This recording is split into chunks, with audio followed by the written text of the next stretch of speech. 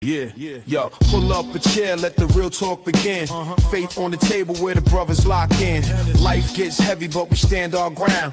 Truth in the room when the circle comes round. No mask, no front, just real man here. Talking about faith through the doubt and the fear. From the grind of the week to the lessons we share. Welcome to the men's round table, pull up a chair. Men's round table series, step inside. Real men, real faith where the truths collide. Voices at the table where the stories get shared. Welcome to the men's round table, pull up a chair.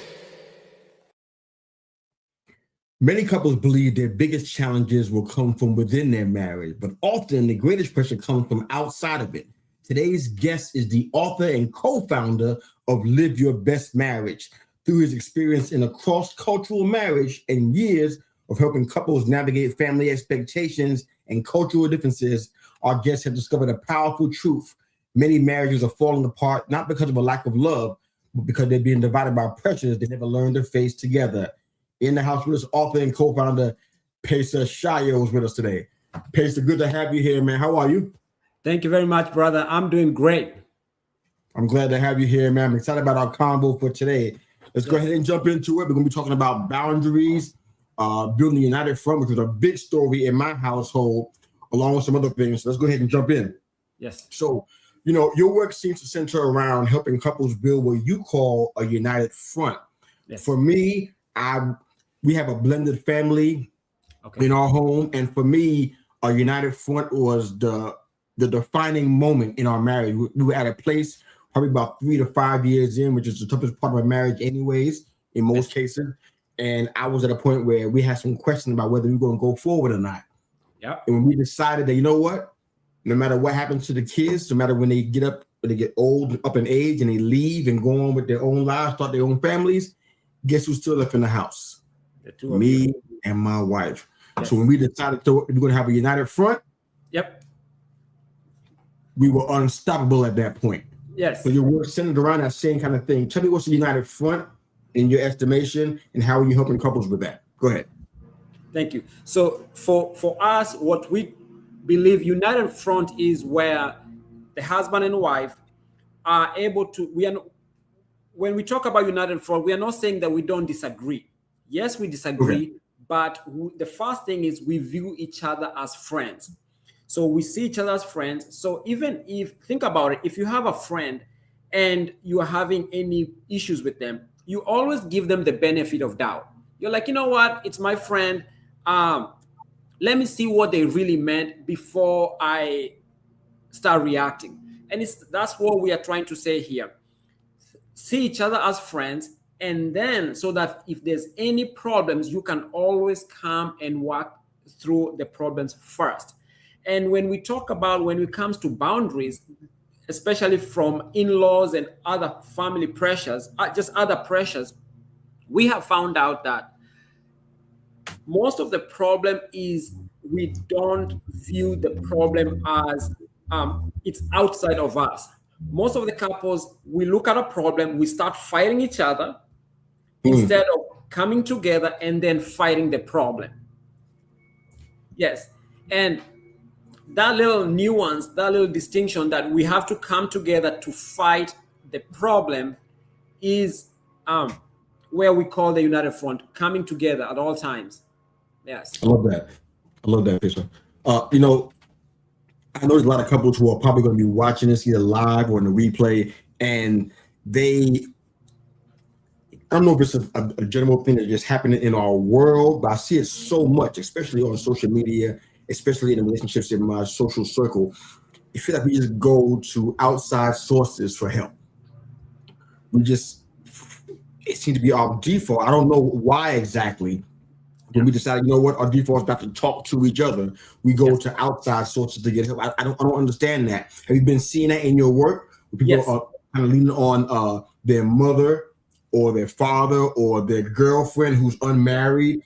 You know, talk about that a little bit, because so for us, we see that a lot, especially if you are coming from a cross-cultural family where like one person is coming from another country where they believe that the family of origin is the most important thing.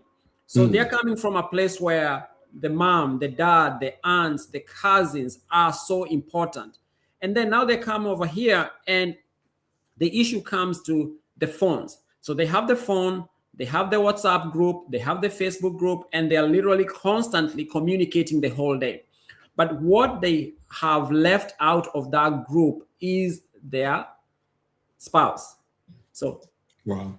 it's a family group, but the family group has been created in such a way that it's the family of origin. And now they are making decisions. People are complaining. They are viewing, you know what, your husband is not really the right man for you because, and they're having this conversation there all day long. And then so when she comes home or when he comes home, he's already been poisoned. And there's no way. And so when we talk about United Front, we can say, okay, you need to be able to say this kind of conversation should not go on because I will support my husband or I will support my wife first. Yeah. They allow these conversations to go on and they just don't say anything.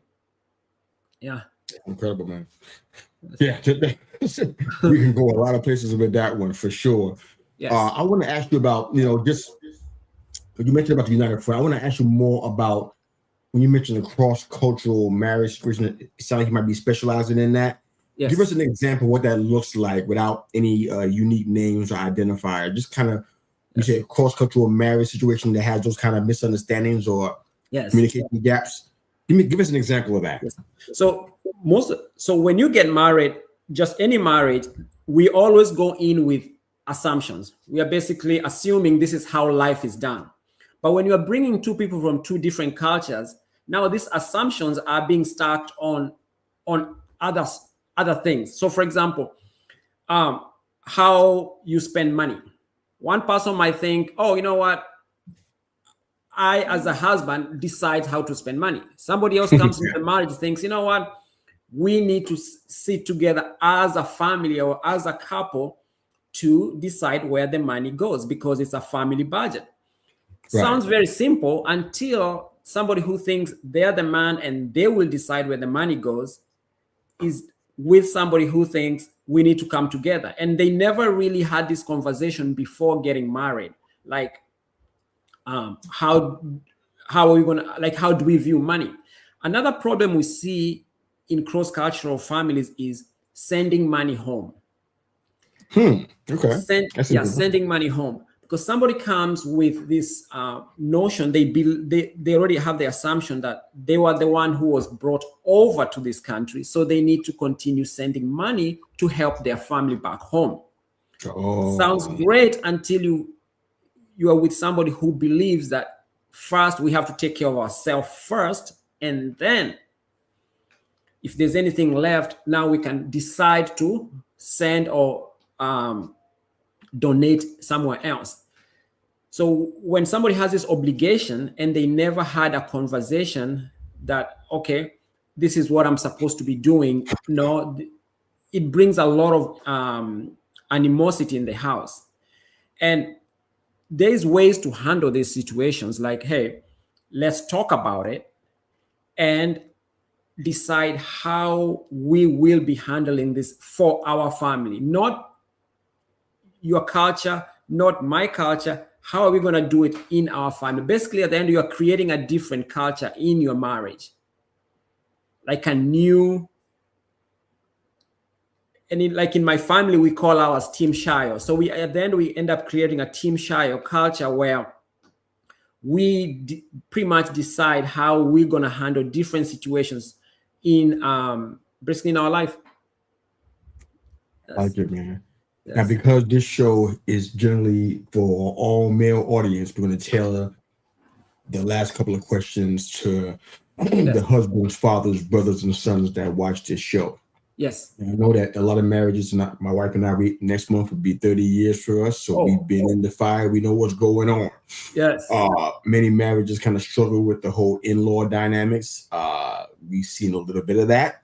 Yep. Conflict, loyalty conflicts. You've seen some of that. You mentioned that yourself. Expectations in the family. How, as a man, have you been able to navigate still being the leader of your household, but not trying to be the most dominant force in the household? How did you handle that? Because a lot of guys that are watching, don't know there's a difference? Go ahead and share that. Yes. So, and that's a really good question, because I was raised in a place where it was male dominated. So the man was not only the leader of the house, but whatever he decided goes. Whatever he decided goes.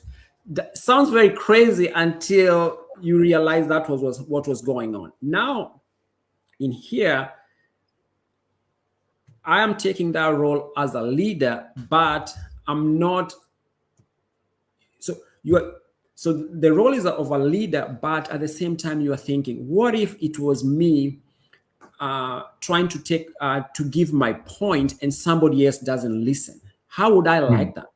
You see, sometimes you need to pause and think, okay, how would I like a situation where I have a great idea, I'm trying to express myself, but somebody else is just brushing it off and just making a decision. If you really understand that, and that goes back to the issue of being empathetic, the person that you are leading in the house does not mean that she's dumb, or does not mean she doesn't really understand the situation.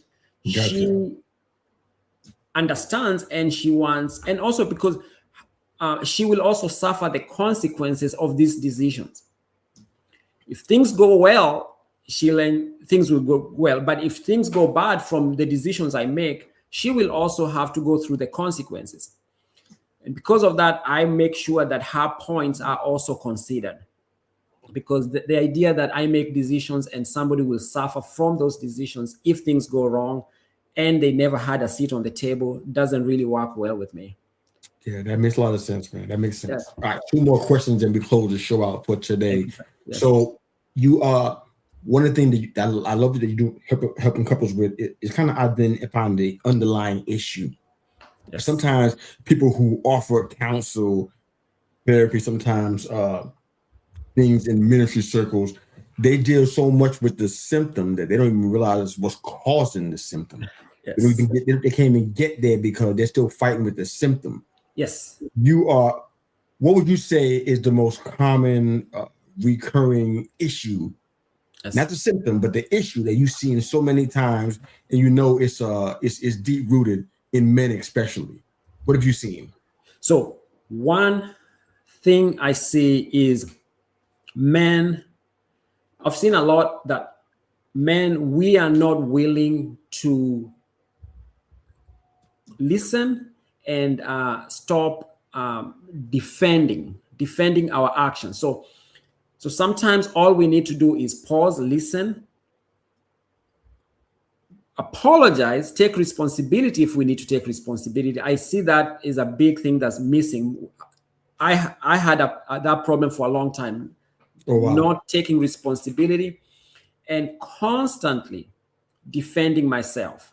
So in terms of my wife says something and I already have a rebuttal. I already know what she did last week and I'm going to defend myself instead of just pausing and saying, okay, what does she really mean here?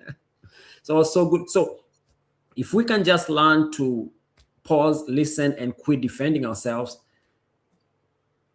we can get along farther. And also, I always say, when you're having some of these deep conversations, please put the phone away so that you can actually connect, look at each other. That's good. Put the phone away and just have a conversation. Yes. Love it, man. Yes. One of the ways that, first off, one of the ways that we end our show is we do what's called the mirror check, where we ask a question and you share it with the audience and we kind of get them some assistance and some support. Yes. I have your website up on the screen, Pesa. It's unitedfrontmarriage.com for you guys that are not watching us yet, but you're listening to the show. unitedfrontmarriage.com. It's also going to be in the chat and in the show notes. Easy to find. If you have any challenges with it, you can reach out to me. I'm happy to get you connected to Pesa. All right, so the mirror check question for you, Pesa, it's the last one for the show. If a husband or wife listening today realizes they've been protecting everybody else's feelings except their spouses, like that family influence we were talking about, that in-law dynamic. Yes. What's the question you think they need to ask themselves when you look in the mirror? Okay. The question you need to ask yourself tonight, brother, is Why did I get married to her, to my wife? Most of the time, you got married because you loved her and you made a choice to get married to her. And that time when you are dating her, you are proposing, you are looking forward to get married to her, you really felt that this is the right one. Get that energy back, because it's the same person, you are the same person. Just get the energy back. Go back to that time when you are pursuing her, wanting her, calling her, texting her, sending her pictures, images, all that time, because that is what will bring that fun person that is not in the house at the moment. Yes. I love it. Thank you so much, sir. Yes. It's real good, man. Thank you. So first off, thanks for being here, Pesa. Thanks for sharing your insights on marriage, man, and relationships. You're obviously doing great work out there. Thank you for doing that and for sharing that on the show. I appreciate it, man. Thank you, sir. I enjoy being here with you, and thank you just for getting our message out there. Yeah, absolutely. My pleasure, Yes. man. If this episode resonated with you, share it with a married couple, or engaged couple, or somebody that's navigating the challenges of family expectations, cultural differences, or relationship conflicts. Strong marriages don't happen by accident. They are built intentionally. One conversation, one decision at a time.